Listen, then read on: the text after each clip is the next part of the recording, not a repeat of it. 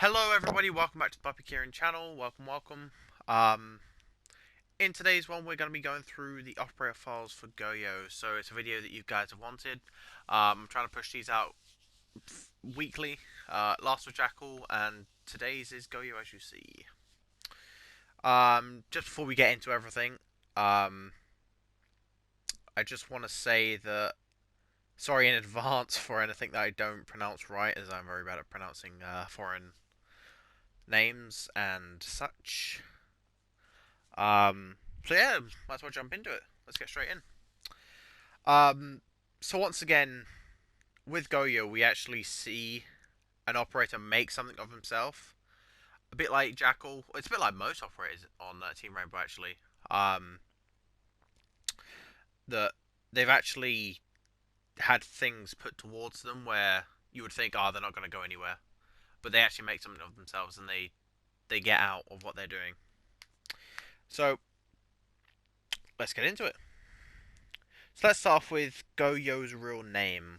His real name is Cesar Ruiz Hernandez, I believe, if I pronounce that right. And he was born on June 20th, making him 31. We don't know the year he was born.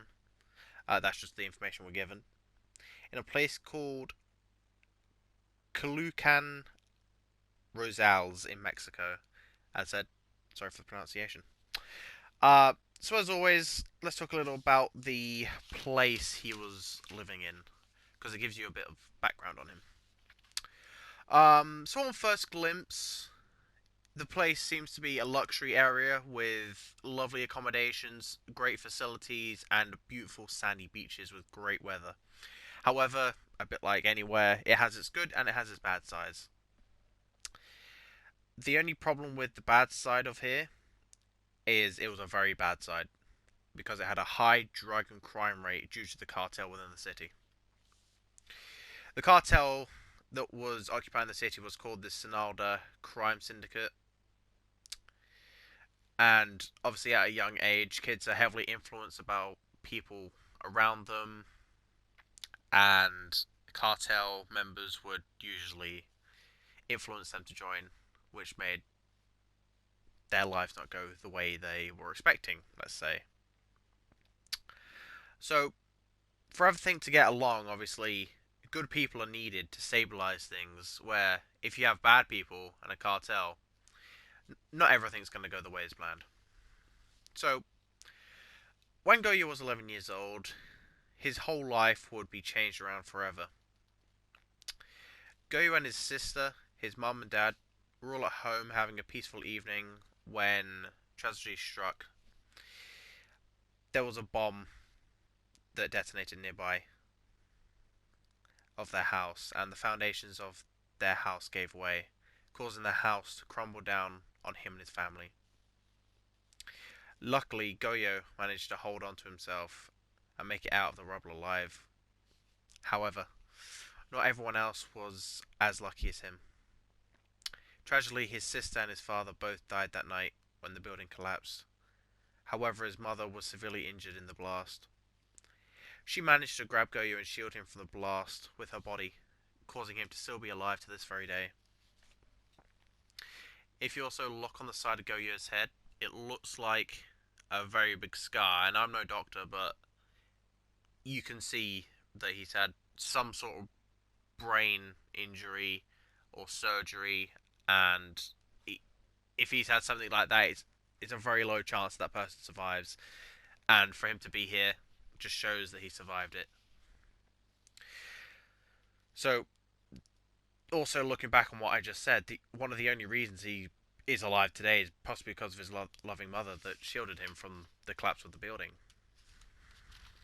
However, when this bomb detonated, there was a woman that was nearby to his house, and as soon as she saw the house was crumbling, she ran over to assist. And that person we know as Amaru. It's still unknown why the house was blown up. Was it potentially his father was a gang member, and this was revenge or retaliation for something that he'd done? Was it part of the government? We just don't know. We really don't know. So after his sister and father died, and his mother critically injured, Goyo had nothing going for him in his life. A life that, if he wasn't careful, could be filled with gangs, violence, gun trafficking. He could go down the wrong path very easily with the influence of the cartel. So now, after losing his main influencer, which is his father, he needed someone else to look up to before it was too late. It was at this moment that Amaru stepped in to guide young Goyo away from violence and to keep out the trouble. And amazingly, it worked. Amaru was then able to encourage Goyo to enroll in the heroic Navy military school, where he did very well in training and he actually passed as a lieutenant. It was at this time that Goyo decided that this is what he wanted to do with his life after seeing all the good he could do, and he then joined the Naval Infantry and eventually promoted into the Amphibious Commando Battalion, where he became very keen to stop smuggling operations. Because of Goyo's skills, he then became part of the Fuerzas Especiales, which is the Special Forces unit for the Mexican Navy. After seeing what he could stop, he became to work alongside the UNESCO, along with the Interpol, which is the International Criminal Police Organization. Doing these two things is what helped him gain the attention of Team Rainbow. When he was invited, he accepted immediately. When he joined, he was put through a psychological evaluation by the director of Team Rainbow, which was Harry. But before we get into that, a little side note. With everything that happened after the explosion, he truly felt in debt to Amaru for everything she had done. Being with his mother and him throughout the whole situation. So, he decided to put a good word in for her to Harry. And Team Rainbow recognized this and sent her an invitation as well, which she gladly accepted. So with him and his best friend Amaru now on Team Rainbow, he felt like he'd accomplished something in life, making his parents proud. Also, before we talk about his gadget, we also see that he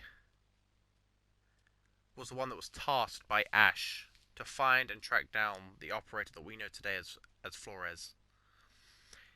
If he hadn't have tracked down Flores, could the game be different to what it is? Could Team Rainbow be different? It would be someone totally different. Would someone have replaced him? We don't know. In the psychological report of Goyo, Harry explains how his whole life, a bit like Jackal that we saw in the last video, he thought he couldn't go on. He thought he would go down the wrong path and become something he didn't want. But he decided to make something of himself. And if it wasn't for him and his good friends, like Amaru, he would still be down the wrong path. So that's pretty much the basic information of what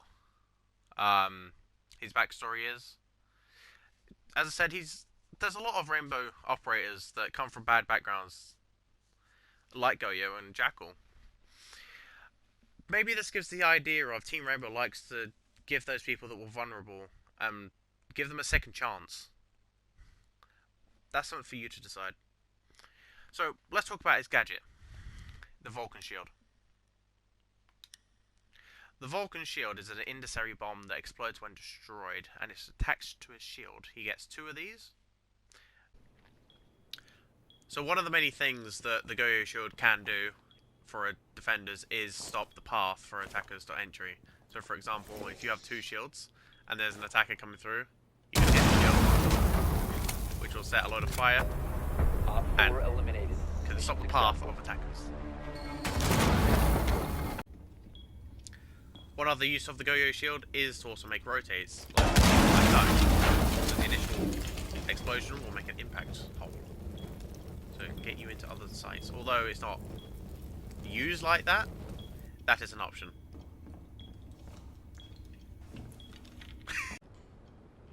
Also, the main idea of a Goyo Shield is to block lines of sight. For example, if I'm pushing this, I can't see that there's anyone behind the shield. If there's someone there, they can pop up and just kill me. We have been eliminated. So that's his gadget. It's nothing exactly special, but after hearing about his backstory of fire and things exploding, and do you not think it's weird that his whole gadget is evolved around what was in his past? It, we don't know if it correlates, but it just seems a little bit odd, personally. Um, but anyway, moving on. Getting into his weapons. He has the Vector 45 ACP, which is a submachine gun. He also has the TCSG-12 shotgun, which is a semi-automatic shotgun with a 10-round magazine, optimal for CQB, and it also can have a suppressor, which only few shotguns can have. His secondary weapon is the P229 handgun, which is a compact semi-automatic pistol with a large magazine, best used at short to medium ranges. And he can carry proximity alarms or C4 at the time of this recording.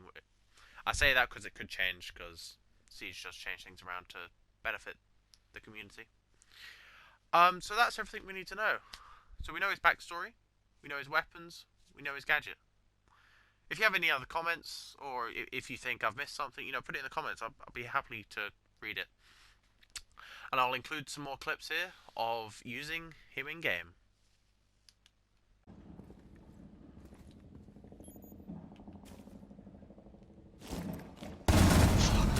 Op 4 eliminated.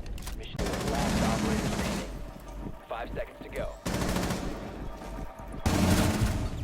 Nice. Friendly is victorious. For my attention, I am already giving you my yes, I am. Yes, I am. I swear.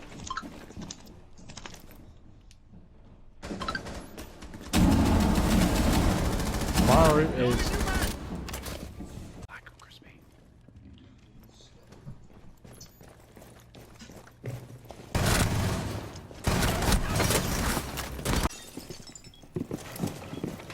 No, do I have to get a headband? there. He's got no health. Op 4 last you. operator standing. Hostiles neutralized.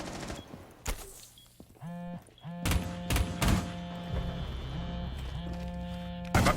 Swapping mags! Oh fuck. Where'd that come from? Behind us. Okay.